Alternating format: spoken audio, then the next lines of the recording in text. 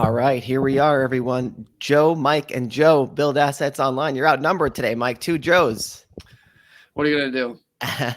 It's a great But name. the reason that we have a third party here today is because we are doing an interview with another successful build assets online student. We haven't done these interviews in a while, but I feel like this is going to be build assets online success week because we got a lot of them lined up and we're really excited about it. So I just want to take it back for a second and we're going to get right into Joe's story and all that. Because Joe was a student of ours um, a while back. I don't know the exact time frames, and we hadn't heard from him in a while. I think he joined maybe the monthly package when we offered it. But anyway, we hadn't heard from him in a while. And then I get an email maybe a couple weeks ago sent, and the subject was thank you. And I'm just going to read the email if that's all right with you, Joe. Is that all right? Go for it. All right. Mike and Joe, I'm a former student of yours, and I just want to let you know that after I started high ticket dropshipping about a year ago, my store is doing 6 figures in monthly revenue, which you told us recently was 10 to 20K in profit. 2021 is very frustrating trying to get it figured out, but I've learned so much from a year in business and can't wait to keep scaling it. Look forward to your land course as well, which we could talk about that after the stream, but or after the recording, but yeah, that was definitely a great email to get. And I think it's really reflective of, kind of the process of this whole thing or any online business, because there's really only so much that we could put into a video format. The getting out and the learning and the doing it yourself is when a majority of the leaps and the progress is going to come. And that's kind of like a natural evolution. So that was a great email to get, and great to have you on the show. Well, it's good to be here, guys. And yeah, the last few months have definitely felt quite a bit of gratitude just for the last year. Just because, like I said, 2021, like getting it on its feet was extremely frustrating because I'll tell my story with it, but yes, please do. It really was not seeing results, the results that I was expecting it to see for, the better part of the first year of it. I guess I should explain how I got into it. So I came across you guys in like the fall of 2020. Because I have the same story as probably many of your students, like working a sales job, which I still work a 9 to 5 right now. And until I see a level of consistency with e-commerce, which I'm starting to, that's when I'll, ultimately do that full time. But, working from home with the pandemic lent itself to a lot of extra spare time and a lot of, wondering what could I be doing since I have access to the internet, and what could I do with a little money, because I spend a lot of time on YouTube, and for whatever reason, my algorithm started showing me a bunch of different e-commerce people that were preaching their courses, like showing a bunch of crazy success stories. But like I was mentioning to you guys, at first it was kind of hard to figure out like where to even start, what kind of e-commerce to do, because there are so many different avenues you can go. And I came across you guys on YouTube. The YouTube algorithm brought me to you guys. And, like you've preached so many times, if you're just getting started in e-commerce, the model of high ticket drop shipping just makes so much sense as far as being quick cash flow, not needing a ton of capital to get started. And you guys have done it for a long time. I don't need to explain it to you, but so I joined the BAO course, I think in like December of 2020, formed my LLC in January. And from there just started building my store. And it's hard to know like where to even begin describing the mistakes that I made along the way with it. And so stop me wherever you want to ask a question. But so when did that first sale come in? Do you remember that moment? Um, yeah, so it was it was actually accidental and kind of an error, uh, because I got everything ready to go. I was ready to go live with my Google Ads account and with Google Merchant Center. And one of my products, which from my supplier was actually out of stock, but I didn't know that, was bought immediately, not even from a Google ad, but from like free Google listings. And it was like minutes after I like pressed the go button. I was like, oh man, here it All goes. right. But Press the then, go button on your Google ads, you're saying? yeah, on Google ads, but it wasn't even from the ads. Right. It was from just free Google listings. Right. And it was like $600 for like a shed. Oh man, here we Um, go. I like that.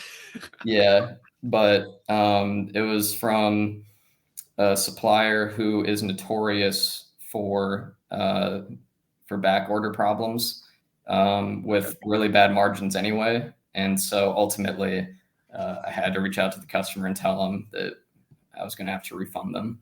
So Um, how far along was this that you finally hit the go button on the ads? You said you bought the course in December. So it was too long, honestly. It was like May. okay. Yeah. Because the difficult part, again, like I work a full-time job. And so just finding the proper time to do this, I mean, it was just a lot of late evenings, setting everything up. But I think to a fault, I wanted everything to be perfect and like all products populated before I pressed the go button.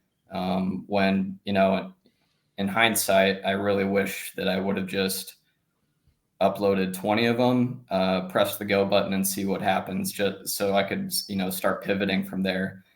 And that's something we really preach to a lot of our students. And the perfection thing, like, I want to talk about that for a little bit because it's something that I think a lot of people get caught up in. Like, and it's definitely a trait of smart people get caught up in this too.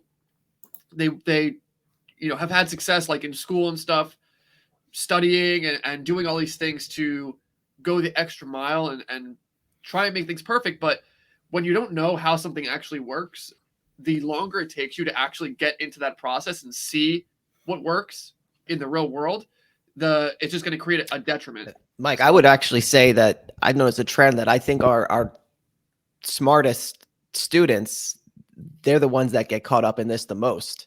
yeah, They're the ones that do this the most because I guess, in the real world, in school and other things, like a lot of preparation is always a good thing.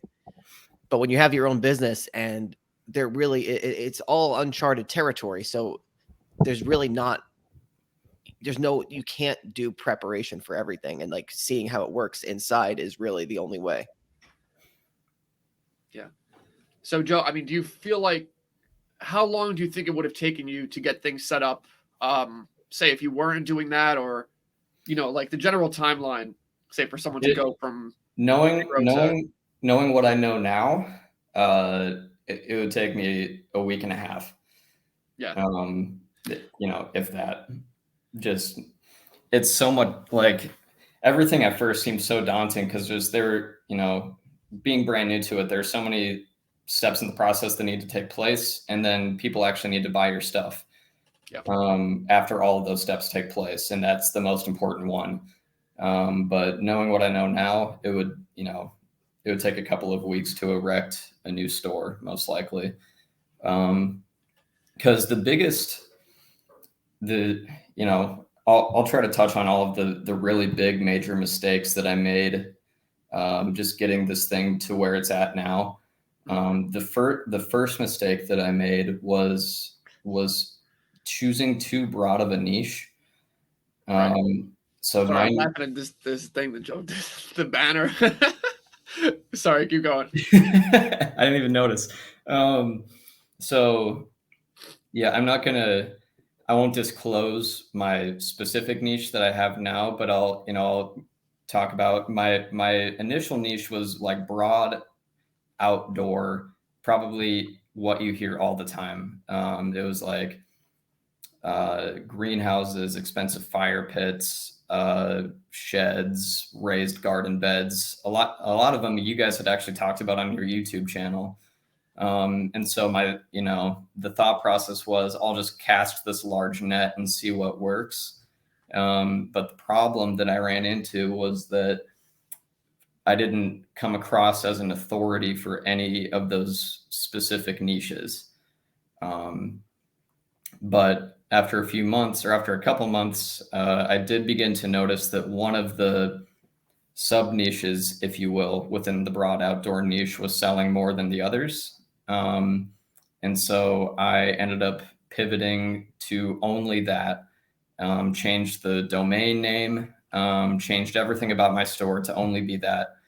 And I still wasn't seeing great results. And I'm trying to think of the best way to describe the timeline of events. So this is like June of last year.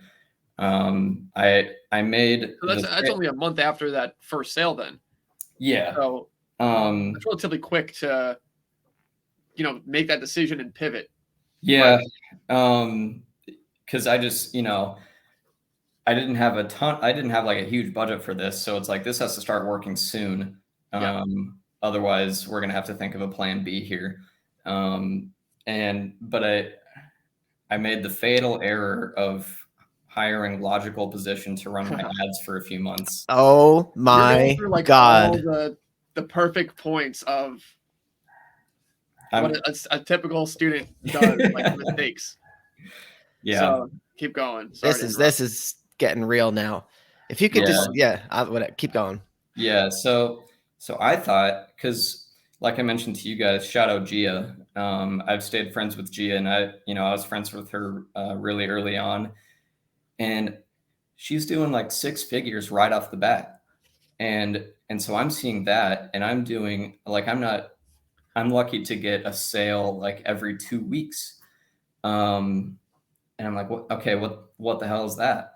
And so I thought, I don't know what I'm doing with my ads. And they actually reached out to me, Logical Position. They gave me a cold call, talked me into it. And so I signed up with them for several months. And you guys know the downsides of working with an agency. They don't understand your business. They don't understand your products. They don't know which products you get the best margins on.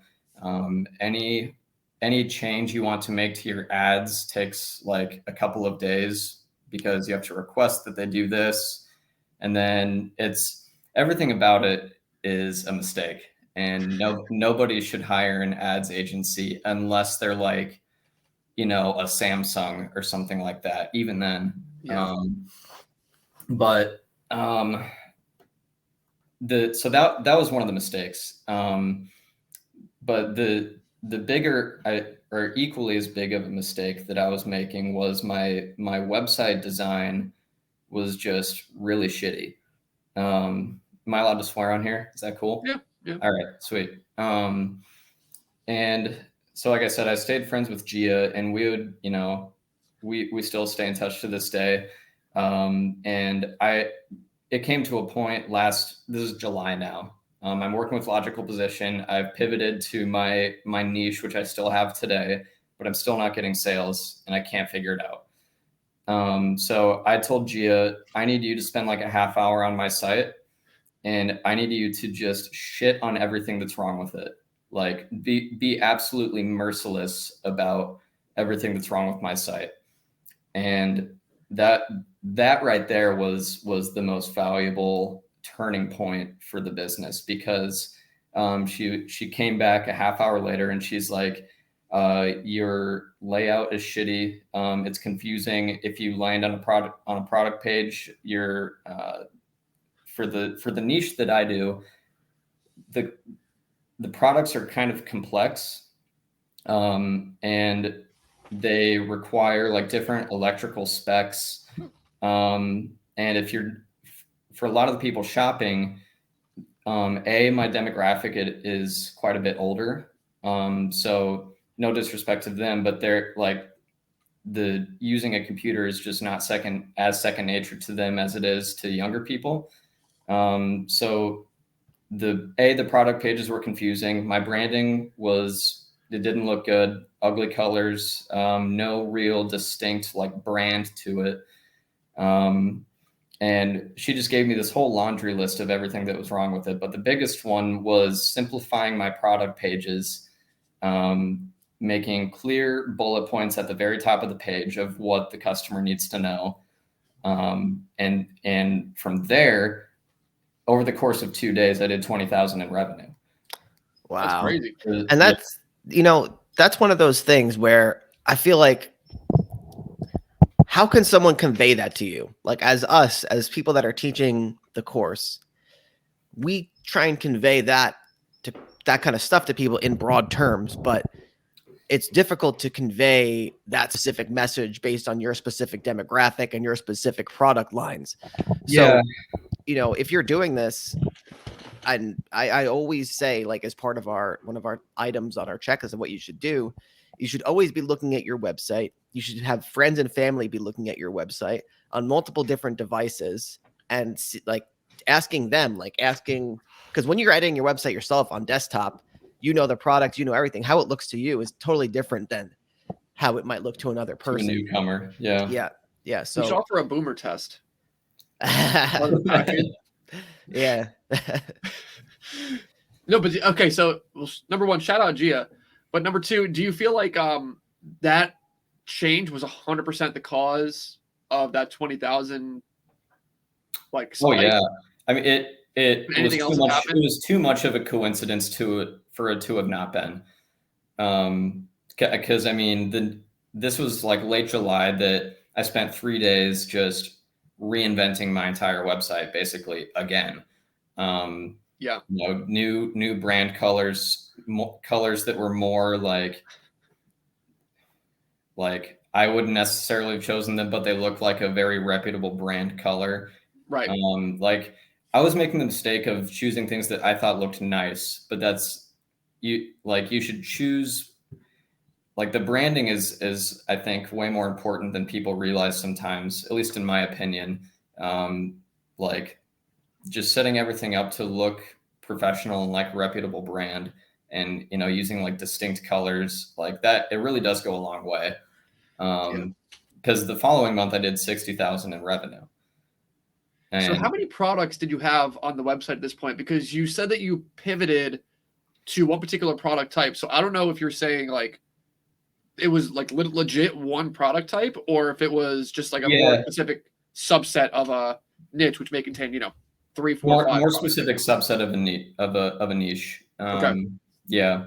So I probably have like 250 products on my website. Okay. I work with 7 suppliers. Okay. And as far as working with suppliers go, I've kind of maxed that out for the time being, just because a lot of them only sell direct to consumer, that I've reached out to. Not a lot work with drop shipping. So yeah. Have you reached back out to them like post 6-figure months and just basically said, hey, like I'm selling all your competitors? And over time I will. For some of them, again, the product type that I sell, and I can tell you guys about it after we get off here, it requires kind of specialized installation for certain types of them, or for certain suppliers, and some suppliers will only sell to certified installers. Gotcha. So that's kind of a barrier that I run into with it. But the margins are really good for the niche that I'm in. So that's why I've kind of stuck with it. So, I mean, so far the mistakes have been going too broad and not paying enough attention to website design. Mm-hmm. But I do want to talk about the broad thing a little bit more, because this is something Joe and I have discussed heavily with our students recently. And we're going to actually be doing a more in-depth thing about this. But this is like one of the most common mistakes that I see, because I think we developed a name for ourselves a little bit by telling people to go more broad than is typically recommended. But people take this to the total opposite end of the spectrum, where they just go way too broad. And so, like, what we would typically recommend when you're starting out, especially, is no more than 4 product types that are related. And so when you said you narrowed down, you still wound up with, like you said, 3 to 5 product types in a subset of a niche. Yeah. So, and 7 suppliers, which is more than enough. What people typically do that I see that have these problems where maybe they don't have enough authority, they're having trouble making sales, is because they just do a bunch of little things. They kind of skim from the top of a bunch of niches, so they're getting the worst suppliers. They have too many suppliers and it's too small of a budget, so they can't test the suppliers, and then they have no idea what's wrong. Yeah, I call it a shiny object syndrome, because that's definitely what I had. Like, I would, researching different niches, because it was too hard for me to make a decision on one and just stick with it. I would come across, oh, there's another one that I could do. Might as well add them to the docket and reach out to some suppliers there. But yeah, definitely led to several months of wanting to pull my hair out and not a lot of sales. Well, it's good that you made that decision kind of on your own to pivot and niche down a little bit. Mm-hmm. And I mean, as far as authority, do you feel like changing your domain name? I guess it's hard to tell with all the things you did, but do you feel like changing your domain name had a big impact? Oh yeah. Yeah, I mean, it's hard to say like which one thing changed it all, but yeah, I mean, changing everything to the niche that I have now, the color scheme, just like the customer testimonials, the everything on the website, just completely geared towards this. And now I'm thinking back on it, it's like that's like 101. That's such an obvious mistake that I was making, but at the time it was hard to see that. Well, I think the idea of like having a super niche down domain name, I don't fully agree with it, because obviously you look at companies like Wayfair, Home Depot, all the big names are not super niche down. Even like Barbecue Guys, which is a huge e-commerce store, like $1 billion plus, they're not that niche down. And someone's not going to hesitate to buy, a non-barbecue product from Barbecue Guys just because their name is Barbecue Guys. For sure. You know what I'm saying? So I think there's there's levels to that. There's a balance to be found for sure. Because like, again, I'll tell you guys specifically what I saw after this, but I chose a domain name to where it allows me to, it's a lot of different product types and a lot of different avenues that I could go down with it. So like your new one, the current one. Okay. Yeah. Okay. Yeah, there's definitely a balancing act with that. And I think on in our course and we're actually doing it today. We're recording this right now, but later today, inside of the Elite Fleet for the members, we're going to be revealing 2 of our old sites.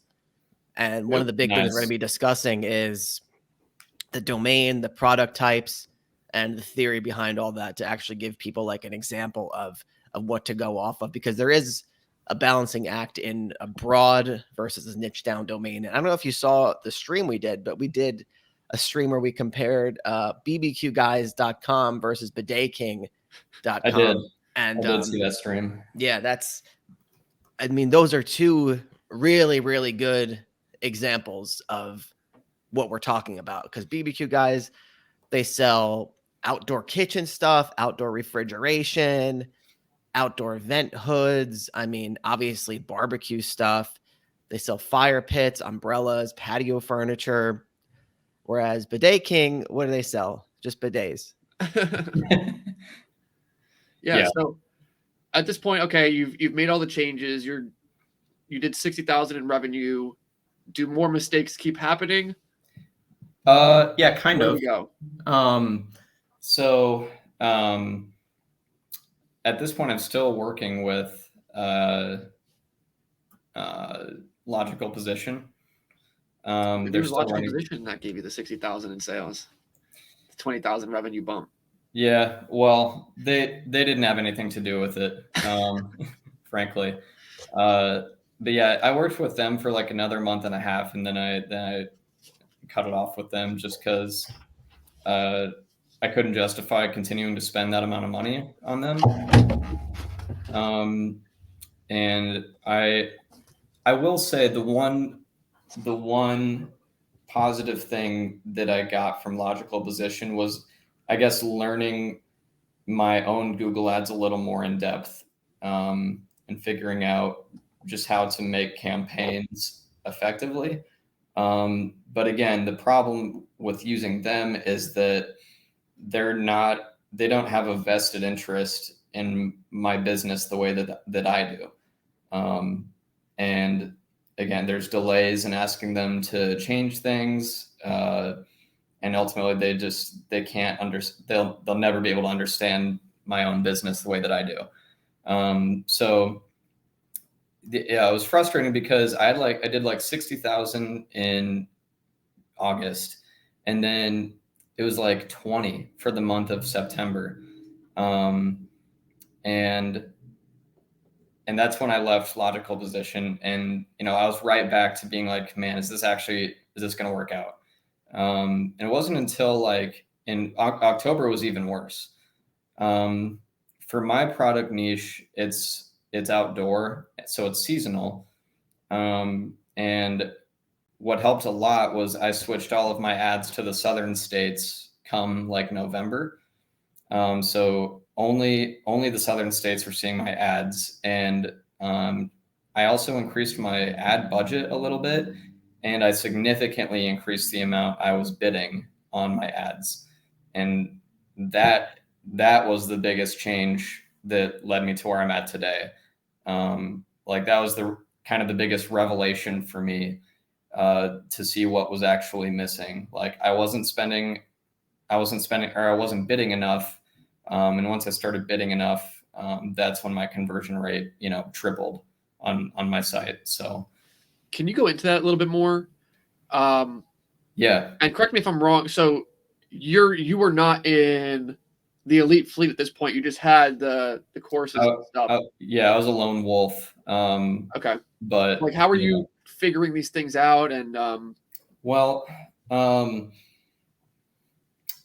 so like Logical Position, their thing was always, we do not want to spend, like they were so conservative with bids, and like they were hesitant to raise bids from $1 to $1.10, and like they saw that as an aggressive leap. When I started seeing results, it was when I switched my bids to like $3 to $4 a click. And then immediately I started seeing sales come in like consistently. And it hasn't really stopped since then. So that's, yeah, I'd say that was it in a nutshell. Like, so can I ask how much you were spending at this point? mm-hmm. Like, do you recall in terms of how much you were spending in ads a particular month compared to the amount of revenue you would bring in? Yeah, so thinking back, this is November. I guess I'll go September, October. It was like $90 a day for September and October, like low bids. And then November came around, and I was like, I'm just going to try being aggressive with it for like a week and see what happens. And so I upped my budget to 200 a day, or like 150 a day. Raised my bids, like doubled them basically. And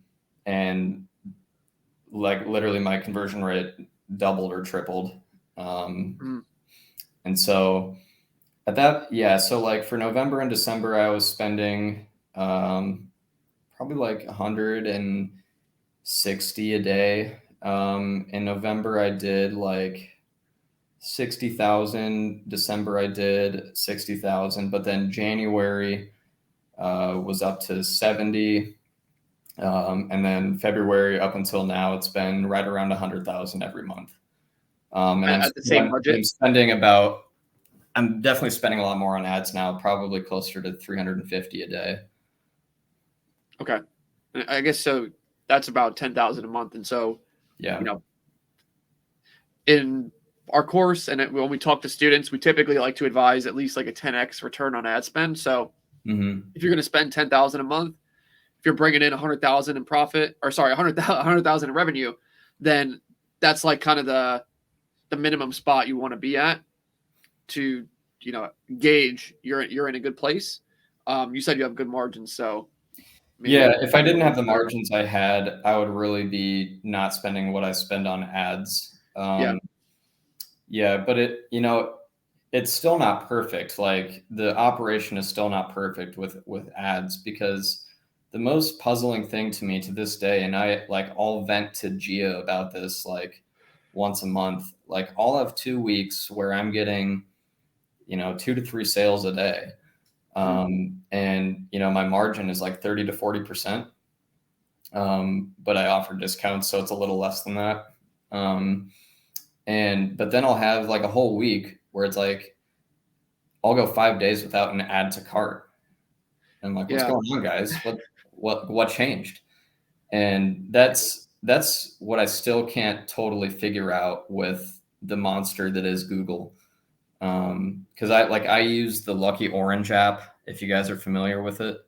And I think it's awesome. Like that's kind of how I just track how everything is doing. But almost to a fault, because I definitely have a fault of measuring it on a daily basis versus a weekly or a monthly basis. And it's makes me a little impatient sometimes.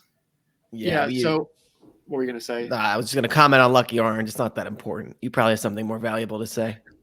Well, now I kind of lost my train of thought, but I wanted to talk to you more about ads, because you're saying, you raised your bids significantly, and then all of a sudden your conversion rate doubled and all these things. And so, having not talked to you like we do most of our students, I'm assuming you're doing things like the campaign structure we recommend with like the branded and the non-branded and stuff like that.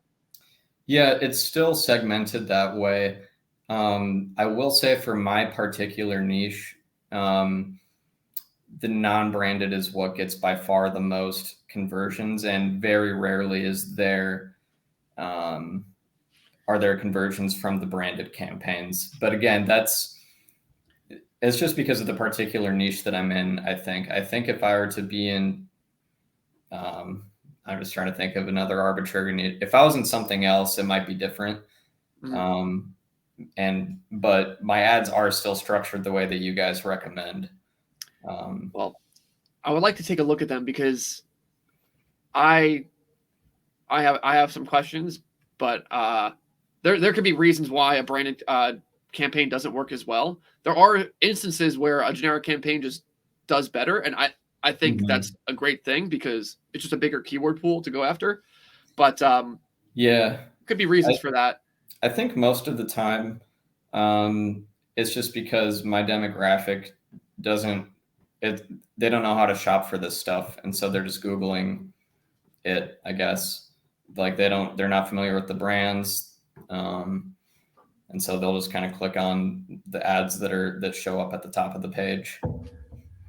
Well, I'd be happy to give you a free ads call at some point. My God. I'm really interested in seeing the account and just that would be extremely valuable, I think. Yeah, I think because we talk with students who are in similar positions, 6 figures consistently. And even if you look at their account, like just having a second pair of eyes sometimes lets you see things that you may have not been aware of. Definitely. But I'm just interested for myself to like see what the full story is, because you can look at one level like, okay, this campaign's doing better than this one, but it can go deeper than that. And so I don't want to get too technical on this call, and Yeah, no, I would love to sit down with you though and walk through that. I think that would be extremely helpful. Yeah, we'll do it. Awesome. So Joe, Lucky Orange, I think the other Joe is really covering all the bases of like all the things we did in the beginning on our first store. You have the Lucky Orange, you have the logical position, you have But we never had an issue where our store was like entirely too broad. Frankly, that was something that we saw later with like our students, because we kind of stumbled into the Goldilocks niche Yeah. store like after we had been too niche down. Well, Mike, let me ask you this. I feel like the store we just sold, that one I feel like was kind of scraping the territory of, it had a lot of stuff which was like perfect in the Goldilocks situation, but then it kind of veered off broad into other like weird categories. Yeah, to a degree. But that store didn't have it had its own set of issues, but it wasn't an issue of hard to get sales and like issues with the ad account and like figuring that out. But I'm saying that So if we had some of those kind of random product categories and the store was designed to be more niche down to those categories. So I'll just give an example, like with that being tuber, we had like we had all sorts of, crazy typical home stuff, and then we had like some stuff for pets. So I feel like, based on this conversation today, if the store was more niche down to pets, I'm not saying it would have been a better store, but I think we could have absolutely sold more of the pet stuff if the site was designed around that. Now, it's not to say we didn't sell that stuff on that store, but I'm saying if it was more focused, you could probably get more sales. Right, and that's a good point. As far as like distribution of what was selling, it really was not even, and there were things that kind of wouldn't get a lot of attention and wouldn't get a lot of sales just because you have a limited budget and there's only so much you could pay attention to. So yeah, like we had pet stuff, but we never really sold it. But by contrast, yeah, if we had a store that was entirely for pets and, horses, we're selling horse jackets, we're selling horse dewormer, I don't know. I'm sure those things would have sold if there was more attention put on them and more ad budget put on them. That's what I have to say about that. Not with that one, but yeah. Anyway, so Joe, blonde Joe with hair. At this point, 2022 is where we're at. You're doing 100K in revenue. Are you still making mistakes, or do you just feel like you're at a level of trying to figure out the consistency of the Google machine? The latter for sure, because I know it's capable of doing like 200K a month. Because like I see the interest from customers, and I know I'm getting high intent traffic, but then again, like every month there will be like a week where it's just absolute garbage traffic, and it's like night and day. And when you say garbage traffic, are you saying just the traffic isn't converting, or you're noticing a difference in the actual keywords you're showing up for? More the traffic's not converting, and not only are they not converting, again, I have a fault of still paying attention to Lucky Orange, but you can see how long they spend on your website. Yeah. And so there will be a week where it's like 90% of the people that land on the site are spending like 5 seconds, and then they're out of there. And so that's kind of the thing that I'm trying to figure out how to avoid at least a little bit more. Because I know for a fact that this store could be doubling the revenue that it's doing now. Right. So just figuring out how to get to that point. Cool.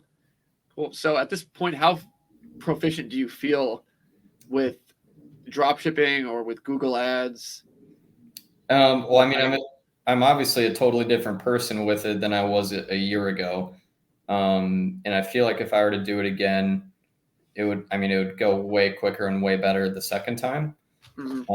I'm not at the level that you guys are, but it's with the margins I get in this niche. I feel like I've been kind of spoiled by them to a degree, and it would be hard to go to a niche where I'm getting lesser margins. But I think, I guess as far as like what's next, I don't know if I have the emotional capacity to open another drop shipping store at the moment, but just because of the ups and downs with it. But I am very interested in the land course and land flipping. What's your SEO situation? You doing that at all? I mean, I was looking. So you haven't been inside our course in a year, and I feel like there's a lot of new stuff that you, I'm sure especially there in the is. SEO section, that you may have missed out on. Yeah. SEO bare minimum, honestly. It's probably what gets the least amount of attention from me, Yeah. which I know. I know the value of SEO, but it's just 'Cause our main store right now, I mean, it gets more organic traffic than it does paid traffic, and so it's pretty that's wild. How long did it take to get to that point? well, much like you. If I could do it again, if I do it knowing everything I know now, it'd probably take like a year, but it probably Yeah, took like 2 or 3 because I didn't really, know that much what I was doing. But for no, sure. yeah, I think if you if you have good margins and you're sticking with that, I mean, you should stick with that store based on what you're saying. But that's I think the best logical next step because you have these great products, you have suppliers that you've got good relationships with. It's time to, I think, get more of that high intent traffic without the ads. And I think that's going to give you a big boost. Yeah, I will say with SEO, and I'm sure the course could clarify a lot of it for me. A lot like it's hard to know like where to even start with it, because I only since I still work a full-time job, there's only so much time in the day. But it's kind of hard to know where to start. I mean, that's really the biggest thing. I almost feel kind of aimless, like when I search Fiverr for SEO gigs. Well, yeah, you don't want to do that. You don't Yeah. want to do that. The good thing about the way we teach how to do our SEO strategy inside the course now is it's not hands off, but it's way more hands off than like calling suppliers. Like once you see the step by step, it's the work itself is outsourceable, if that makes sense. For sure.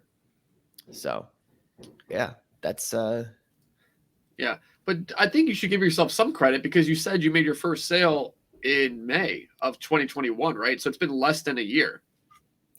Yeah. No, Are we in May right now? We are. So it's been about a year. Yeah, no, I'm very happy with where it's at right now, but I'm not satisfied at all with where it's at yet, which I guess is a good thing. And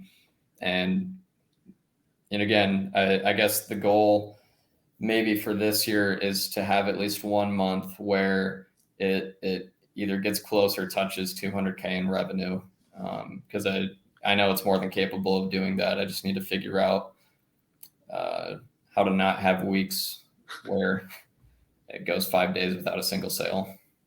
Yeah, well, I mean, I'm sure you can get there just based off talking to you right now. And again, we have be happy to help you out with that. But yeah, I mean, getting to 100K revenue after a year is nothing to sneeze at, quite frankly.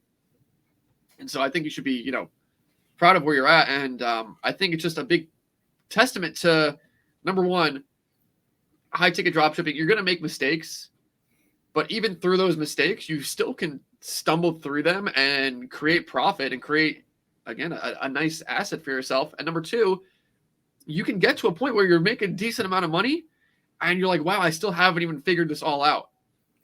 Whereas some other business models where it's like, yeah, there's a lot of upside there, but it requires just such an expert level that the majority of people are not going to be able to get there because they'll just lose motivation if they don't see results, until they hit a certain level of expertise. So, yeah, I mean, it's a cool thing. Yeah. And I know you guys have talked about it like in the course and on here before, but the mindset is so important. Like, to me, failure was not an option with this because I learned very early on. I'm only a few years out of college, but I learned very early on that I don't want to work for corporate America. And I still am, but I'm getting much closer to the point where I don't have to anymore. And so I ate shit for the first 6 months of this thing. Yeah.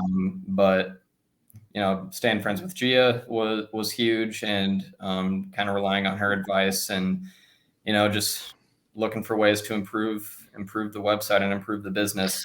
Well, Joe, let me ask you a question. When you said you ate shit, now did you literally do that? No, I'm kidding. But what exactly does that mean? Because I what I wasn't profitable. how much money did you actually lose? I mean, at the time, it felt like it was only like a few thousand. Okay. But for me at the time, like, that was my budget.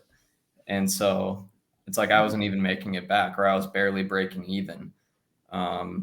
Right. I just wanted to ask that because in comparison to almost any other business model you're going to do online, I mean, you made your mistakes, whatever, but you lost a couple $1,000s. Any other business model online I could think of is the possibility for you to get where you are going just after losing a couple $1,000s. Like, it doesn't exist. If you're doing low ticket drop shipping, you're going to lose, and say you are one of the very few people that has some great success with it, you're going to lose way more than $3,000. That's for sure. And it's going to take you a lot of time to figure that out, because you're trying to create demand for a product that doesn't have built-in demand. All the products you're selling have built-in demand. People know they want whatever you're selling, whether they know they want the brand or whatever they know they want.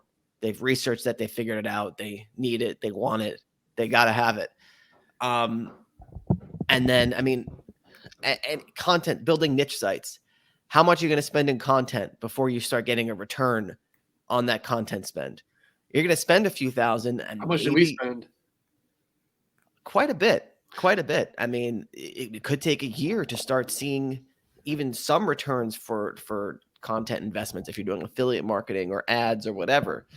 So yeah, I guess I can't think of anything else where eating shit is not that bad. I can't think of any other situation. For sure. I guess I would say it was, at the time, it was very discouraging, for several months, because I was seeing, again, how Gia was doing, and that's who I was comparing myself to. And she got up to like 300,000 in revenue one month. And I'm just like, what the hell is wrong with me? Maybe because she was in the elite fleet. That's very true. But yeah, no, I like I mentioned to Joe before this, I left the elite fleet just because I was still paying monthly. And at the time, I just we had like a monthly package back then where it was like the course was like I think you were paying $299 per month for everything. Yeah. I had to conserve funds at the time. Yeah. I mean, we'll see if we can help you out after the call. We'll chat. But I guess one thing I forgot to mention to you guys, I don't think anyone should ever hire an agency to run their ads, because the ads they can be the most detrimental. That is the business, basically, at least as you're starting out. But I am working with an agency that's content writing for me, and I'm actually having a very positive experience with them. Whoa. Hold on a second. You just said you're working with an agency that's doing content writing, but what's your SEO? Do you have your SEO strategy in place? Because it's not SEO, it's email and SMS marketing. Oh, I see. Yeah. I see. And it's going to take a couple more months to really start seeing return, but I am slowly starting to see a return from it. And so as long as I break even with it, I'm pretty happy. Well, what exactly are they doing for you in terms of email and SMS? Yeah, they do with like an email sequence, or just so they come out with like weekly campaigns for me. Me personally, I'm not creative with like content email marketing, and even if I was, knowing myself, I wouldn't dedicate enough time to it. And so at least for a few months, I'm just having them build campaigns with my branding, my like manner of speaking. And I mean, that's essentially what it is. And so it's automated email campaigns and text messages and different flows. And it's way more than what I was doing before in Klaviyo. So at the very least, I'm going to have them for a few months, and then that stuff will still be in my Klaviyo account.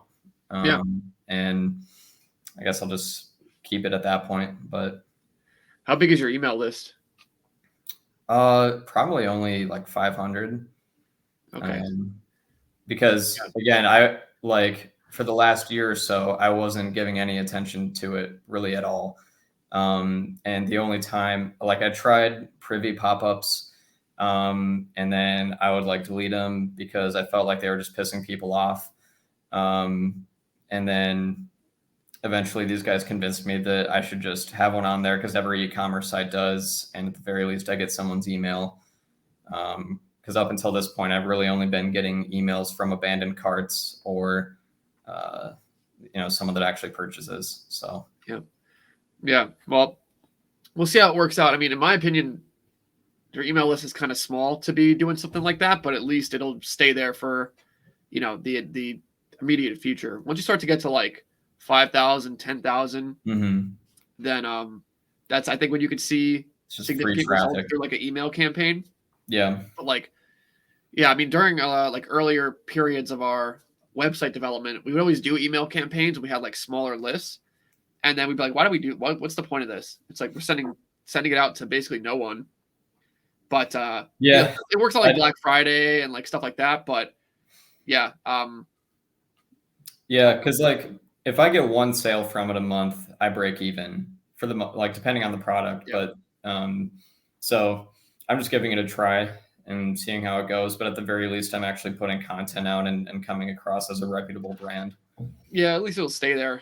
But you almost made Joe have an aneurysm when you talked about having people write content and not doing it. So. Yeah. Well, we got to move on to our next success story interview. Again, recorded. We're going to do a live one later today, but it was great to have you on, Joe. We really appreciate it.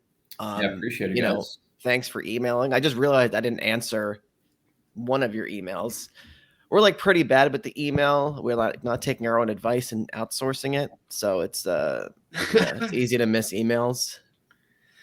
Makes sense. But anyway, thanks again, Joe, for coming on the show. Any final words? Do you want to like shout out your Twitter or something? Don't have Twitter anymore, but shout out Joe Versure on Instagram. What can they find that you're doing there? Very normal stuff. I never post anymore. Gotcha. Yeah. All right. Well, you guys know what to do. If you want to learn how we build $1 million in online assets, starting with high ticket dropshipping, buildassetsonline.com/playbook is where you need to go. I mean, that's about it. Mike, anything you got to say? Take it easy.